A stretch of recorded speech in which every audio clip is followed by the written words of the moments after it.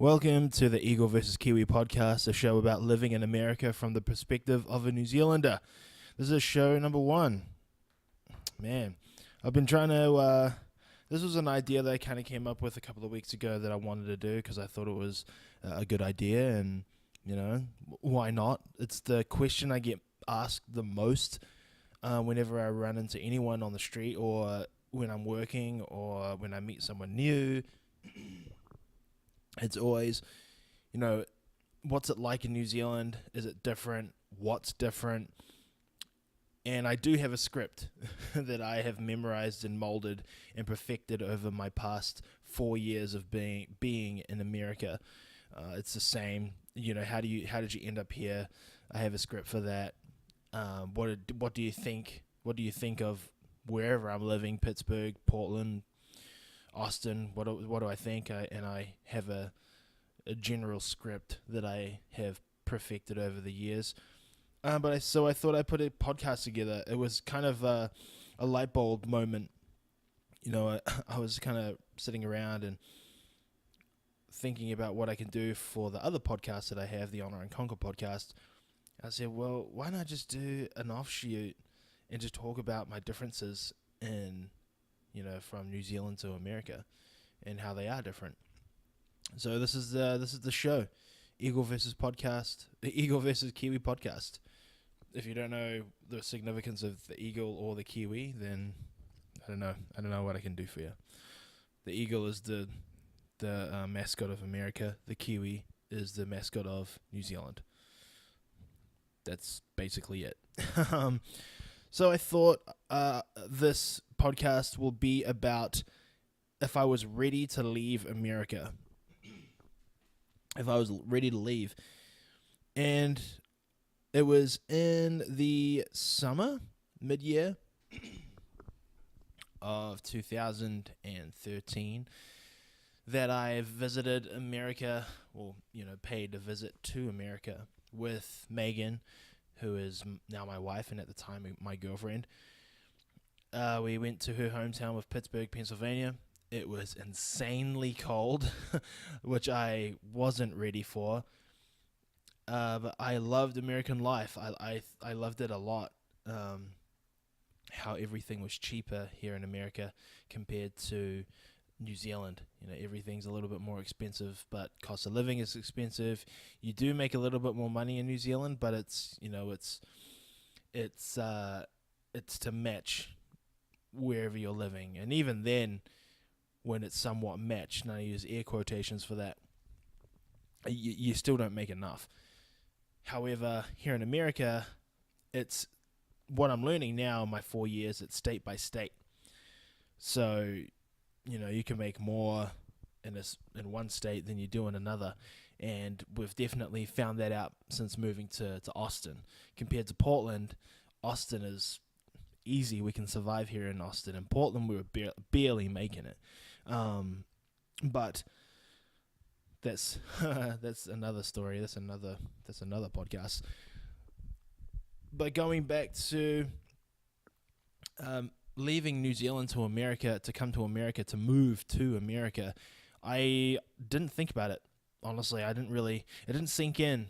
I've got this really weird way of looking at things, and when people get emotional that you won't see them again or they're going to go away for a long period of time, I never really get upset about it. I get bummed that I'm not going to see that certain person as frequently as I once did, but I never get emotional. I almost get proud of my friend or whoever's moving away. So when I was moving to America, I didn't think anything of it because I'm just leaving my friends, and they're not dead, and they're still my friends. So it's in my head, I'm like, it's all good. I know where you guys are. You're exactly in the same place where I last saw you, in Auckland or Wellington or Wanganui, being my hometown, or wherever in New Zealand. So getting closer to leaving date. So a backstory for those of you who don't know. I got married to Megan in New Zealand. Megan was still doing her masters, and she still had to do her masters. So what we did is we packed up ship And while she was finishing her master's in America, we made home. Well, so the deal was, is I was on my tourist visa, and then I loved America so much that I thought I would apply for my green card, which I did. Before all of that, we knew that we were moving to America, so we applied for all that kind of shit. I don't know if I'm allowed to talk about it too much, but anyway, side story. Um, came to America, and I didn't realize that America was gonna become my home until I got to Pittsburgh. Because at that point, I was just enjoying the process. I was enjoying traveling. I was enjoying, going to another country, being on a plane, going through all these places that I've heard of. Going through, where did we go through? I can't even remember now. Going to Hawaii for the first time and using American money for the first time. That was a trip. I tell you that much. My first exposure to American money was in Hawaii. And I went to I went to a McDonald's, sorry. And we already converted our New Zealand dollars over to American dollars so we can have something for the flight, obviously.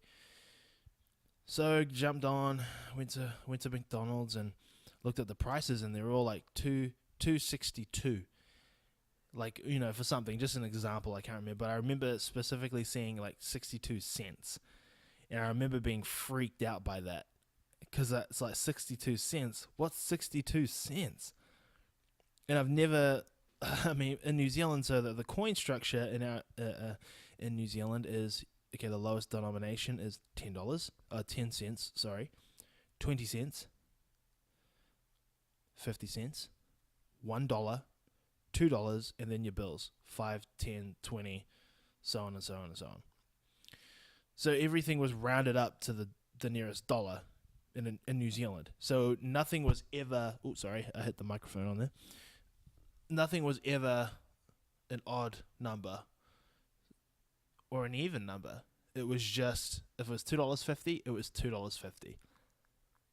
It wasn't $2.54. It was $2.50.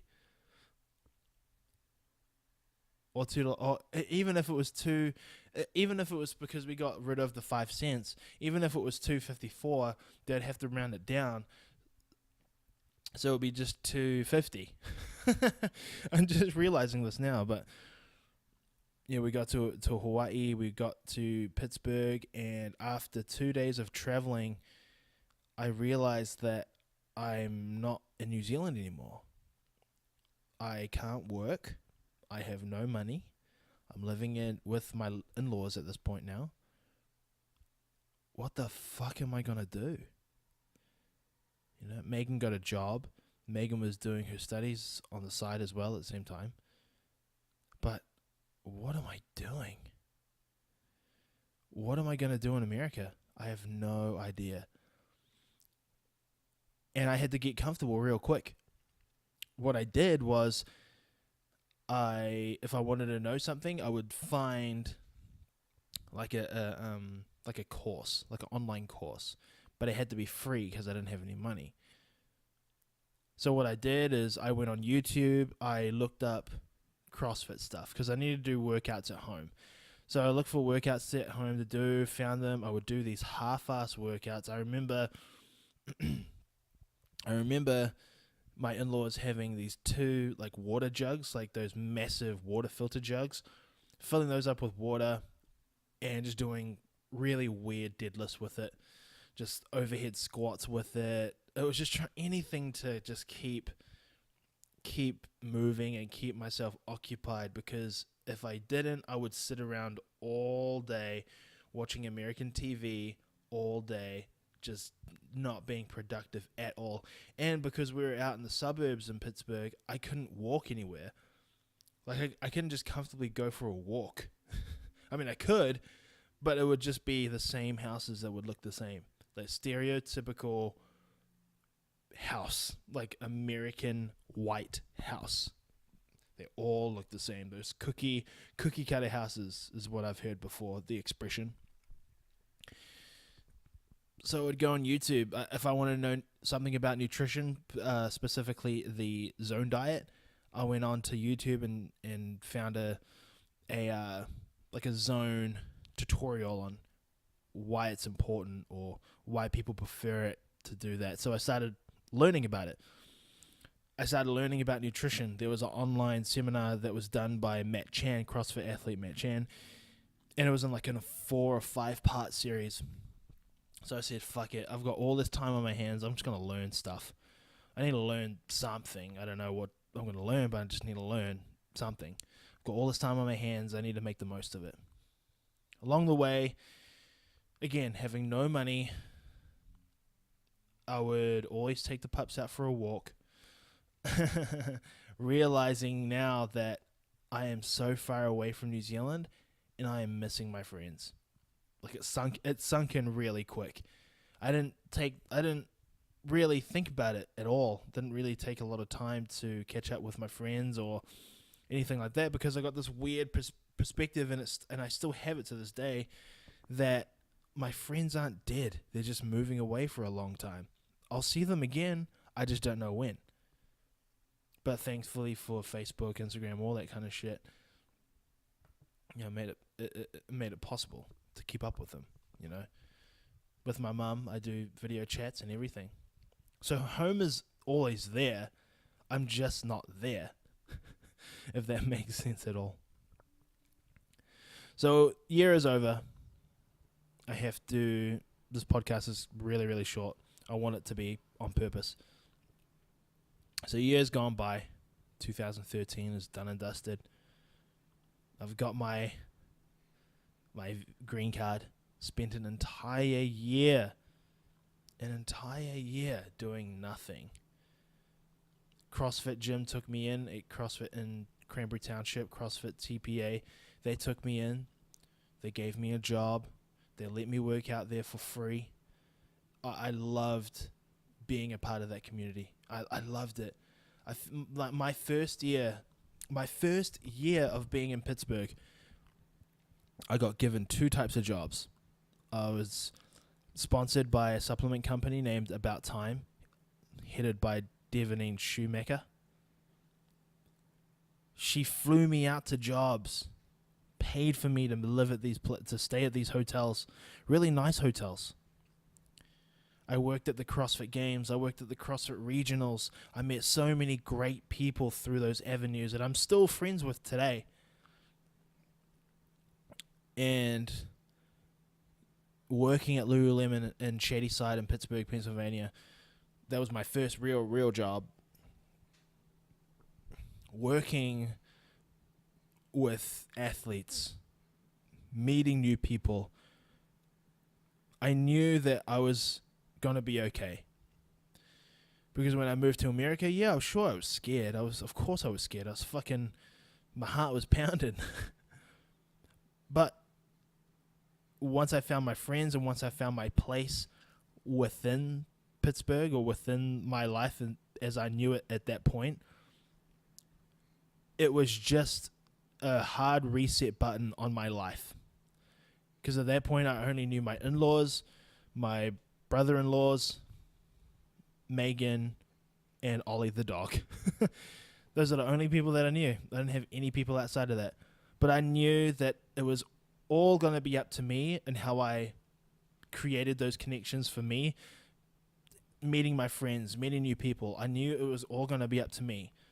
And I knew that it was going to be just a reset in my life. And it's up to me how much I want to dictate that, how much I want to take advantage of that. So my first year, I'm so thankful that my first year was just, I don't want to say easy because there were hard parts, like adjusting and stuff, but it was relatively easy. I was the foreigner. I knew there was no other New Zealanders in my area code.